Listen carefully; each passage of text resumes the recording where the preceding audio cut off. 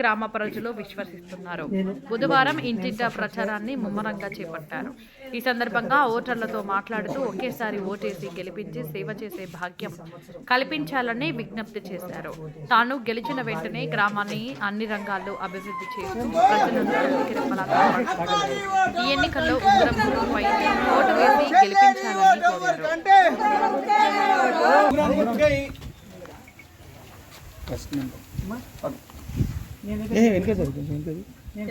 నేను కృష్ణమూర్తిని ఇప్పుడు మూతలో సర్పంచ్గా పోటీ చేస్తున్నా. మీ అమూల్యమైన ఓటు ఉంగరం గుర్తుకు ఓటు వేసి నన్ను భారీ మేయర్తో గెలిపించాలి.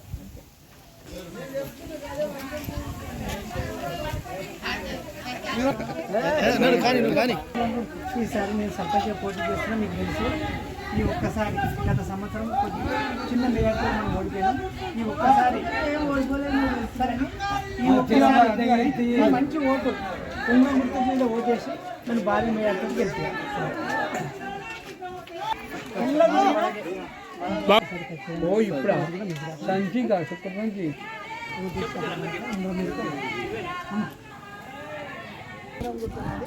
ఒకటో నంబర్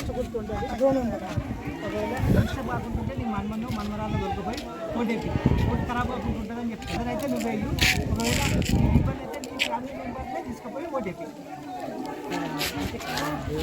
మోతే గ్రామ కుటుంబ సభ్యులకు నా అభినందనలు.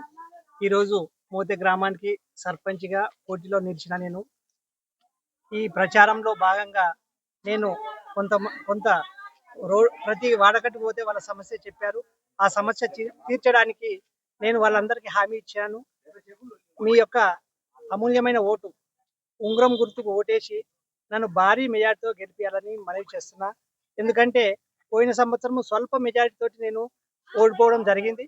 ఈసారి ఒక్క ఓటు అని చూడకుండా ఏ ఒక్క ఓటు కూడా డిస్టర్బ్ చేయకుండా మీ కుటుంబ సభ్యుని నన్ను అనుకొని మీ అందరి ఓటు ఉంగరం గుర్తుకు ఓటేసి భారీ మేయర్ తోటి నన్ను గెలిపించాలి. నేనైతే గ్రామంలో డబ్బులు సంపాదించుకోవడానికి రావట్లేదు. మీ అందరి అభిమానము ప్రేమ మీ అందరి ప్రేమ మీ అందరిలో నేను ఒక్కరిని ప్రేమగా ఉండాలని చూడడానికి నేను సర్పంచ్గా పోటీ చేసి మీ అందరికి సేవ చేసే అవకాశం 5 ఏళ్ళు ఇప్పుడు మీ ఓటుకు 5 ఏళ్ళు ఉన్నది. 5 సంవత్సరాలు మీ ఓటేసి మన మోతే గ్రామానికి సేవ చేసే అవకాశం నాకు ఇవ్వాలని మీ అందరినీ వేడుకుంటున్నాను.